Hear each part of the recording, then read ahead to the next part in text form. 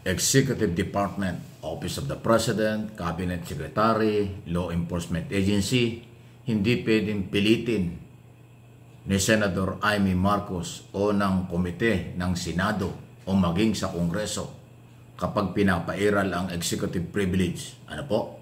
Yung privacy ng mga pinag-uusapan at plano ng Executive Department led by the President.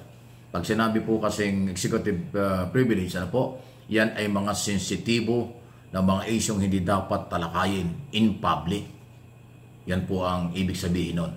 Kaya yung pagpumimilit, patuloy na pagdidiin ni Amy Marcos, kapatid ng Pangulo, sa kanyang tingin ay mali ang pagkakahuli at planado ang pagkakahuli kay Duterte, yan po ay hindi dapat isinasa publiko kung ano yung mga plano. Parang ano yan police matter o operational matter, operational plan ng ating mga otoridad. Hindi yan nire-reveal sa media kung kinakailangan. Pwede lang sabihin after ng operasyon. Pero habang plano pa lang at gagawin pa lang, meron hong executive privilege ang executive department na hindi i-reveal yun kahit tanungin. At katunayan, hindi pwedeng pilitin ng komite ng Senado at Kongreso pag sinabing executive privilege. Kaya nga po noong naunang hearing ng Foreign Relations Committee ni Senator Amy, kaya nga nanindigan yung magkapatid na Remulla, Boying at Janrick Remulla ng DILG at saka ng Department of Justice na hindi pwedeng pag-usapan. Kasi pinipilit ni Amy sino ang mastermind ng pagpaplano kung paano hulihin si Duterte. Ay ang mastermind dyan, ICC. Ang nagpatupad dyan, Interpol. Ang Pilipinas ay tumugon lang, sumuporta lang kasi nga tayo ay member ng Interpol. At ipinatupad ang Republic Act 9851 na merong sapat na kapangyarihan ang Estado na gamitin ito para sa pagpapatupad ng warrant of arrest kahit kanino kapag merong Interpol na nagdala. Dinaan sa Interpol ang arrest warrant. Yun po yun. So dahil ito ay isyong ayaw tigilan, nagbanta pa rin si Amy. Hindi raw siya titigil. Aalamin daw niya. Hindi ko alam kung pag napatunayan ba ni Amy kung sino ang mastermind, makakalaya ba si Duterte? Kung mapatunayan kung sino ang mastermind ng nagplano, palalabasin ba ng ICC si Duterte? Hindi. In other words, walang kaugnayan sa pagkakakulong or ngayon ay kontrolado ng ICC si Duterte dito sa pinaggagawa ni Amy Marcos. At yan din dahil kung bakit hindi na nga siya isinama ni Pangulong Marcos na banggitin ang pangalan doon sa 12 kandidato ng alyansa para sa pagbabago. Ayaw lang aminin ng public, hindi na gustuhan, nasaktan at hindi niya gusto ang ginawa ng kanyang kapatid na si Amy.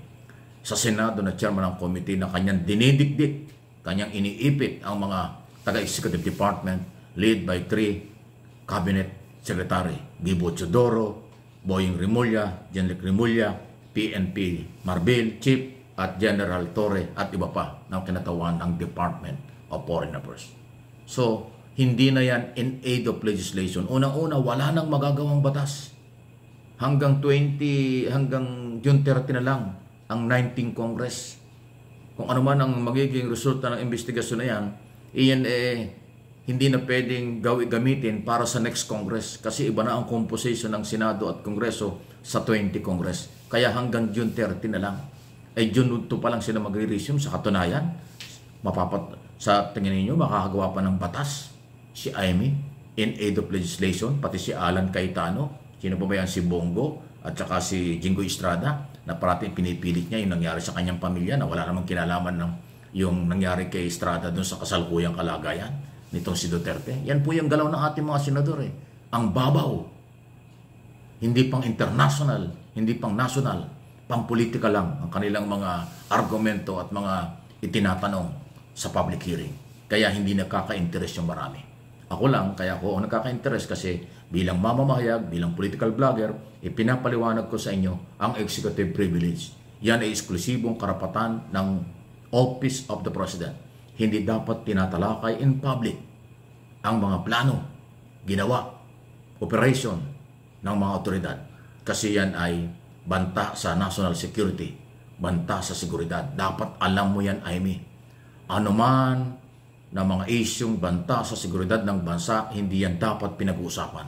Pag pinilit yan ng mga senador na i-reveal at sabihin in public, yan ay magiging paninira na, magiging personal na, hindi na in aid of legislation. Ito ay in aid of re-election or in aid na para lang ho suportahan ang mga Duterte. Kasi maka-Duterte ba kayo?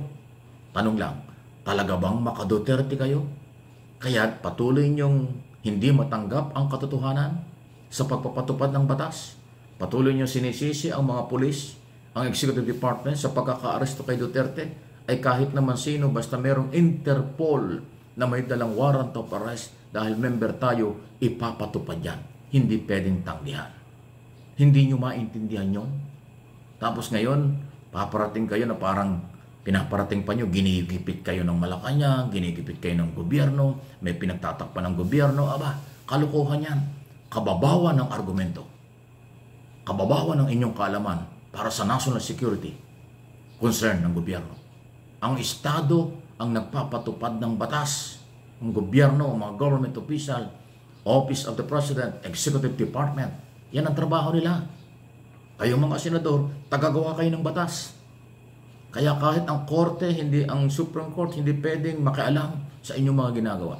Hindi pwedeng makialam sa ginagawa ng Executive Department kung naaayon sa batas ang galaw. Yung pagpapatupad ng Republic Act 9851 para sa paghuli kay Duterte at coordination sa ICC at coordination sa Interpol at iba pa, hindi yan pwedeng questionin ng Korte Suprema. Kasi batas yun na legal. Na ginawa rin ng mga mababatas. Kaya lang, umiikot lang naman eh. Kaya mahalaga yung Executive Department, implementation ng batas, legislation, tagagawa ng batas, judicial body, special and Supreme Court, pinaka-arbiter, siya nagsasabi kung constitutional or unconstitutional ang ginawang batas at implementation ng batas. Sa kasalukuyan ay implementation ng ginawa ng Malacanang sa paghuli kay Duterte. Anong problema nyo? Anong problema nyo, mga DDS? Sarado ba ang isip nyo talaga? Ibukas nyo ang inyong kaisipan para hindi kayo ma-stress. Ibukas nyo ang inyong kaisipan at huwag nyo linlangin ang kahinaan, kababawan o kahirapan ng inyong mga followers, ng inyong mga taga-suporta. Mahirap na nga ang buhay nila. Baka nagkulang na nga sila ng kaalaman. Ginagamit pa ninyo. Nililinlang pa ninyo sa inyong maling paniniwala dahil mayroon kayong interes na gusto nyong pabagsakin ng gobyernong Marcos. Gusto nyong agawin sa ang Marcos administration para kayo ang maghawak ng kapangyarihan at salapi na dati nyong ginagawa. Tama na, sobra na ang panlilinlang. Maging makatao naman kayo. Maging makakapwa naman kayo na aayon sa ating mga batas. Hindi yung pangsarili lang na interes at kapakanan ang inyong mga galaw. Huling-huli naman eh. Bukong-buko naman eh. Matatalino ang Pilipino. Lalo na kayo na aking mga followers at subscribers, mga viewers. Kaya ako po'y laging nakikiusap sa inyo, paki-like and share ng ating mga video para makarating sa lahat ng mga Pilipinong sana'y magka-interes or magka-interes sa tamang galaw at huwag magpagamit sa mga makasarili o traidor sa ating bayan.